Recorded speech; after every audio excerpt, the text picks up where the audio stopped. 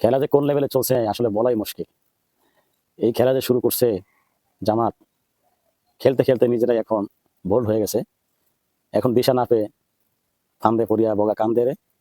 এরপরে এখন বের হওয়ার জন্য রাস্তা খুঁজতেছে। সেটা হচ্ছে গিয়ে প্রথম যে ইসলামী আন্দোলন বাংলাদেশের যে প্রথম তাদের প্রতি যে আপত্তির জায়গা, সেটা হচ্ছে গিয়ে শাইখে চরমনাই মুফতি সৈয়দ ফয়জুল করিম দামাত বারাকাতুহুল আলিয়ার যে আসন বরিশাল সদর, সেই আসনে জামাতের যে একজন প্রার্থী দেওয়া হয়েছে, যা জনপ্রিয়তা ছিল আসলে একেবারে তলানিতে, মাত্র 4,000 ভোট পাওয়ার রেকর্ড আছে।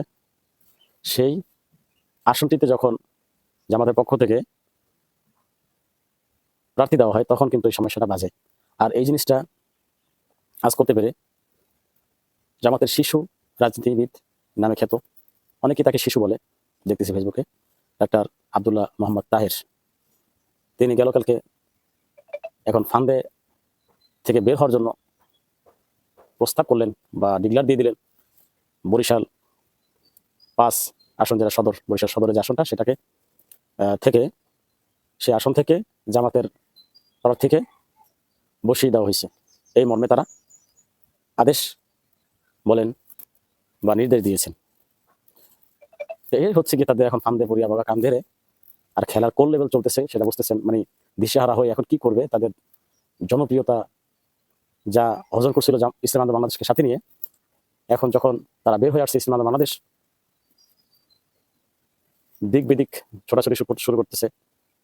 কোথায় তাদের জনপ্রিয়তা, সেই জনপ্রিয়তা আসলে ধরে রাখার জন্য যে মিত্র ছিল ইসলামী আন্দোলন বাংলাদেশকে সাথে নিয়ে, যে একটা অবস্থা সৃষ্টি হয়েছিল, এখন তারা যখন বের হয়ে গেছে তখন কিন্তু তারা একটা বিপদে পড়ে গেছে। এই জন্য প্রথম কাজ যেটা, সেটা হচ্ছে গিয়ে ইসলামী আন্দোলন বাংলাদেশের যে সিনিয়র নায়েব আমির, তার আসন থেকে জামাতের প্রার্থীকে বসাই দিছে।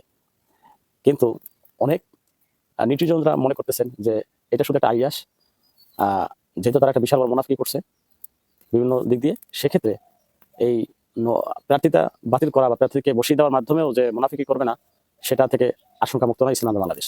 অনেকে মনে করতেছে যে যদিও বসিয়ে দেওয়া হয়েছে, কিন্তু যে সমস্ত জামাতের কর্মীরা আছে তারা বিএনপি প্রার্থী হয়ে কাজ করবে বা বিএনপিকে হয়ে দেওয়ার জিতিয়ে দেওয়ার জন্য তারা কাজ করবে, যেহেতু তারা হতে পারবে না সেই জন্য।